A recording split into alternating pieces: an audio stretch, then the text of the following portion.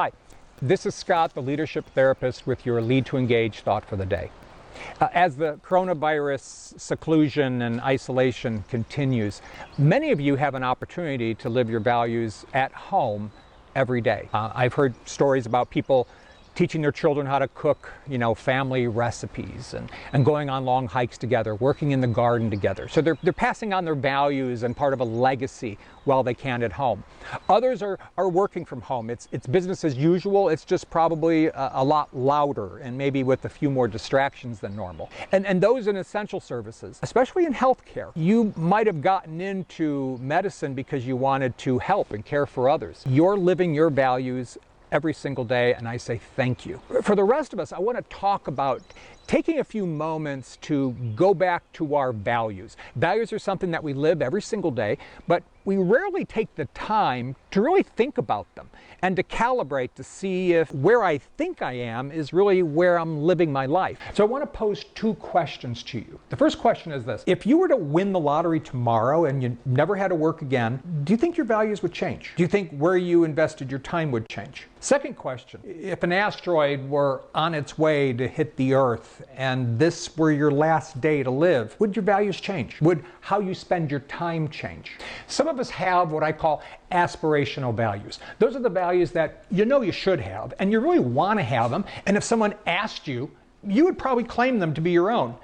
But they're aspirational. They're not ones that you actually live every day. It's sort of like Enron. You remember Enron? You went into the lobby, they had beautiful marble pillars, and etched in one pillar in foot-tall letters was the word integrity. And why did they go out of business? Oh yeah, it was because of a colossal lack of integrity. If you want to know where your values lie, watch your feet. Which direction are they pointed? If you want to know where your values lie, watch your hand. What is it that you're doing? Where is it that you're spending your time? For as long as I can remember, family has been one of the values that I would hold up to be very, very important to me. 20 years ago, I lived that value by working long hours, traveling, doing everything I could do to get the next promotion and to get ahead at work. My goal was to make enough money so that my kids could have a really good life. And then my 18-year-old daughter died. And what I realized is that how I was living that value of family was wrong. One of my proudest moments of living my values in recent years was when I was really crazy busy at work, but I took the time off in the afternoon, brought my youngest daughter a snack, and I met her after school.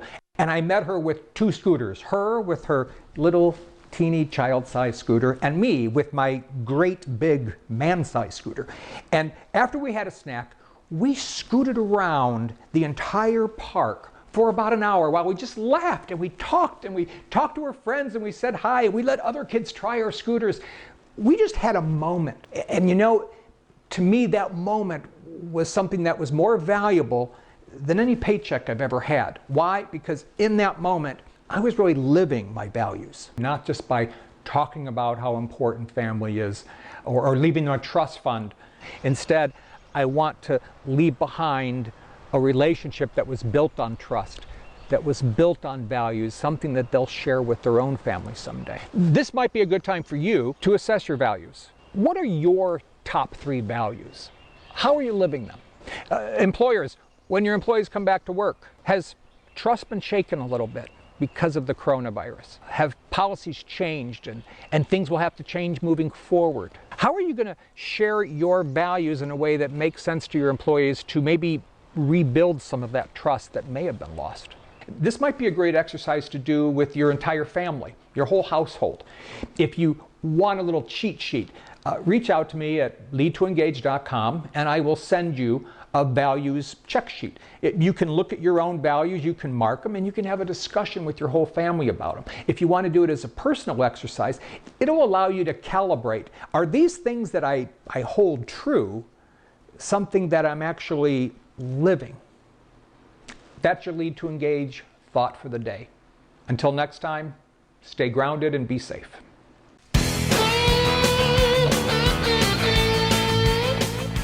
Yeah. Characters, values. Instead of having it about other people, because it kind of sounds judgy. Okay. If you want to know where someone's values lie, watch their feet. Don't have the other people watching anything, because again, that just sounds Okay, pushy. okay, it was in the script, so I'll just do it Okay, a different way. Okay, now I'm looking at the script, so we're going to cut this piece.